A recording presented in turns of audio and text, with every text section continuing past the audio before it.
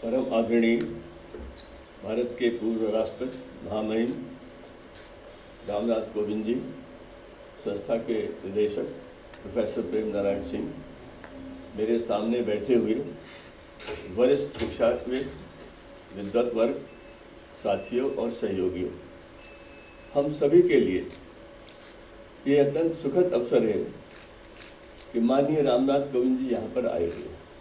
संस्था नई है, इसको बहुत कुछ सीखना है, इसका उत्तरदायित्व तो सिखाने का है, लेकिन सिखाने के तरीके अलग अलग होते हैं और वो कहाँ से निकलते हैं, सिखा वही सकता है जो खुद सीखने का सामर्थ्य रखता हो। अभी कुछ मिनट पहले माननीय कोविंद जी ने एक वाक्य कहा कि विद्वान तो वही है जो सीखने के लिए तत्पर रहता है और जैसे जैसे आयु बढ़ती है उसकी तत्परता बढ़ती है। माननीय प्रधानमंत्री श्री नरेंद्र मोदी की शिक्षा के संबंध में जो सोच है, उससे अनेक नए संस्थान बने, नई नीति बनी, उसमें उन्होंने समय दिया, बहुत चर्चा की और कुल मिलाकर ये संस्था भी उसी चिंतन मनन का परिणाम। बड़ी बड़ी अपेक्षाएं हैं और काशी जैसी नगरी में आने पर ये लगता है कि सबसे पहली आवश्यकता है कि भारत की ज्ञानार्जन परंपरा कैसे विकसित हो। इसके लिए देश में इससे बड़ा कोई स्थान नहीं हो सकता। जहाँ विद्वत वर्ग की परंपरा रही है, ज्ञान के संवर्धन की परंपरा रही है, ज्ञान के सदुपयोग की परंपरा है, अंततः इस संस्था को भी एक ज्ञान केंद्र के रूप में उभरना है। जो ज्ञान केंद्र ही थे तक्षशिला, नालंदा, विक्रमशिला, वल्लभी जैसे, जिन्होंने भारत की प्रतिष्ठा को आगे बढ़ाया था और भारत को अपनी पुनः प्रतिष्ठा प्राप्त करने में और उससे और आगे जाने में उसके ज्ञान केंद्र ही सबसे अधिक सहायक होंगे। किसी भी देश का भविष्य मेरे अनुसार, मेरी समझ है और आज की व्यवस्था में उसके प्राइमरी स्कूलों में सुनिश्चित होता है। अगर प्राइमरी, इसलिए देश का भाग्य निर्माता कौन है? प्रथम स्थान पर प्राइमरी शिक्षा का अध्यापक आता है। उसको वो सम्मान चाहिए जो सम्मान कुछ देश उसे दे रहे हैं। फिनलैंड की बड़ी चर्चा होती है। फिनलैंड की शिक्षा व्यवस्था का सबसे महत्वपूर्ण अंश क्या है? उस देश में वीआईपी केवल अध्यापक होता है और कोई नहीं। ये संस्था इसको भी स्थापित करने का प्रयास करती है। ये अध्यापकों के अंतर्गत उनके मन मानस में ये प्रतिष्ठा भी करना चाहेगी कि यावत जीवेत अधीयते विप्रः। हमने तो हजारों साल पहले इस बात को कहा था। आज यूनेस्को, दुनिया के सभी लोग इस बात को मानते हैं कि there is no alternative to lifelong learning. जीवन पर्यंत सीखने का कोई विकल्प नहीं है और वही व्यक्ति समाज में योगदान कर सकता है, अपने जीवन को गतिशील रख सकता है, जो इस बात को अपने अंतःकरण में उतार ले कि मुझे नया सीखना है, जो मैंने सीखा है उसमें परिवर्तन परिवर्तित करने के लिए मुझे तैयार रहना है, नया सीखने के लिए तैयार रहना है। हल्का सा उदाहरण है, एसटीडी बूथ खुले थे, बड़ी संख्या में खुले, आज कहाँ गए? ऐसे कितने ही परिवर्तन। इसलिए कई बार मैं कहता हूँ कि 20वीं सदी तो परिवर्तन की सदी थी, ये सदी परिवर्तन की गति की सदी, pace of change. Earlier one was century of change, अब क्या है? Pace of change. और जो गतिशीलता शिक्षा व्यवस्था कायम रख सकती है वही आगे बढ़ेगी। समय के मर्यादा का ध्यान रखते हुए मैं ये कहना चाहूँगा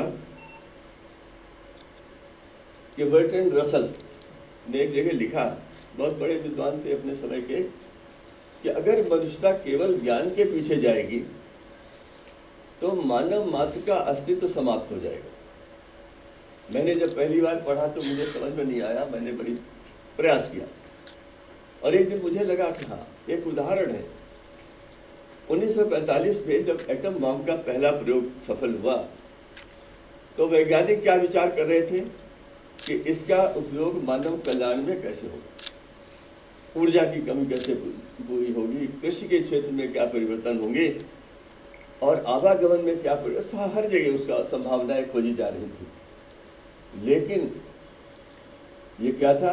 ज्ञान का सदुपयोग की बात थी। लेकिन दूसरी तरफ जो लोग निर्णय ले रहे थे, सत्ता में थे, वो क्या सोच रहे थे? उस सोच का परिणाम क्या हुआ? हिरोशिमा हुआ, नागासाकी। ये अंतर है ज्ञान के उपयोग और सदुपयोग में। मैंने पिछली बार कहा था कि पंडित विद्यावास मिश्र जी ने मेरे अनुरोध पर एक पुस्तक लिखी थी, अध्यापन भारतीय दृष्टि। उन्होंने कहा था 4 सोपान है: अध्ययन, मनन, चिंतन, उपयोग। इस संस्था को अध्ययन की विधियों का अध्ययन करना है, शोध करना है। मनन की प्रक्रिया कहाँ चली गई, उसको कैसे लाया जाए पेडागोजी में, उस पर योगदान करना है। चिंतन को कैसे बढ़ावा दिया जाए, जिसको हल्के तौर पर पीयर लर्निंग कहते हैं। किस प्रकार संवाद स्थापित करके, जो हमारा बहुत बड़ा ट्रेडिशन है, हम आगे जा सकते हैं। और सबसे बड़ी बात, उपयोग और सदुपयोग। उसका ज्ञान का उपयोग होगा तो मनुष्यता का लाभ होगा, संस्कृति और सभ्यता आगे बढ़ेगी। दुरुपयोग होगा तो नहीं। इसलिए सबसे बड़ी अपेक्षाएं कहाँ पर आती हैं?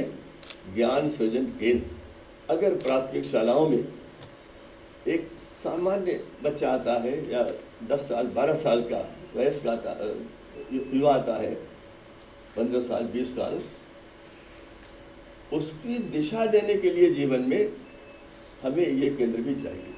प्रारंभिक दिशा स्कूल में, बाद में जीवन जीने की कला और दिशा उच्च शिक्षा संस्थानों में, और उस विधियों को नए ढंग से उनका परीक्षण करना हमारे लिए कहा गया है। एक छोटी सी बात आपको कहता हूँ। राल्फ वाल्डो एमर्सन बहुत बड़े 19वीं शताब्दी के दार्शनिक थे, चिंतक थे, और बहुत सी बातें कहते थे। उन्होंने कहा कि जब दो लोग कुछ समय बाद मिले एक दूसरे से, तो अपना सामान्य व्यवहार है, शिष्टाचार है, नमस्ते करना है, जो भी है, उसके बाद पूछना चाहिए आपको जीवन में क्या और समझ बढ़ी? What has become more clear to you in the last few months? और मैंने जब इसको पढ़ा तो मुझे लगा कि अध्यापकों के लिए तो इससे अच्छी कोई बात ही नहीं हो सकती। पिछले 3 महीने में आपने कौन सी पुस्तक पढ़ी? आपको नया क्या मिला? आपके ज्ञान में क्या वृद्धि हुई? क्योंकि जब पेस ऑफ चेंज की बात आएगी तो जो आज ज्ञान मेरे पास है, उससे मैं साल भर बाद काम कर लूँ, ये संभव नहीं है, और उसे मुझे हमेशा करते रहना चाहिए। ये बहुत आवश्यक है। दूसरी चीज, यहाँ पर आने पर ऐसा कोई व्यक्ति नहीं है जिसके ऊपर पंडित मदन मोहन मालवीय के प्रति श्रद्धा उत्पन्न न होती।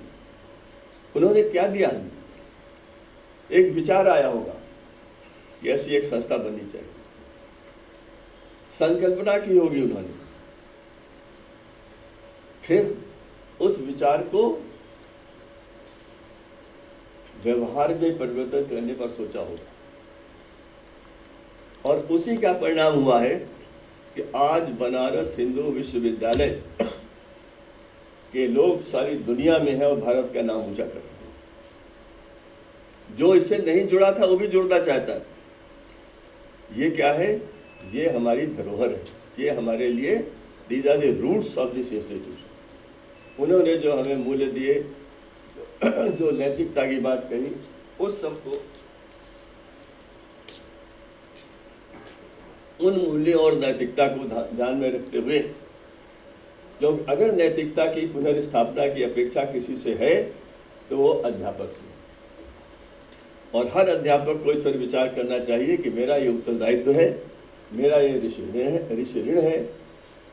आइंस्टीन ने लिखा कि मैं जब भी काम करता हूँ अपनी संस्था में, अपनी मेज पर, अपने कमरे में, अपनी प्रयोगशाला में, तो मैं उन सबको धन्यवाद देता हूँ जिन्होंने जो ज्ञान मेरे को आज मिला है मेरे लिए तैयार किया, ज्ञान दिया, अनुभव दिया, गैजेट्स दिए, उनको धन्यवाद देता हूँ। और हमेशा मुझे लगता है कि मुझे भी योगदान करना चाहिए, अधिक से अधिक करना चाहिए इस संस्था को भी आगे बढ़ने के लिए। इससे और अच्छा अवसर क्या हो सकता था कि महामहिम रामनाथ कोविंद जी हमारे बीच में उपस्थित हैं, और इस उपस्थिति का आपके ऊपर प्रभाव पड़े। जो लोग बाहर से आए हैं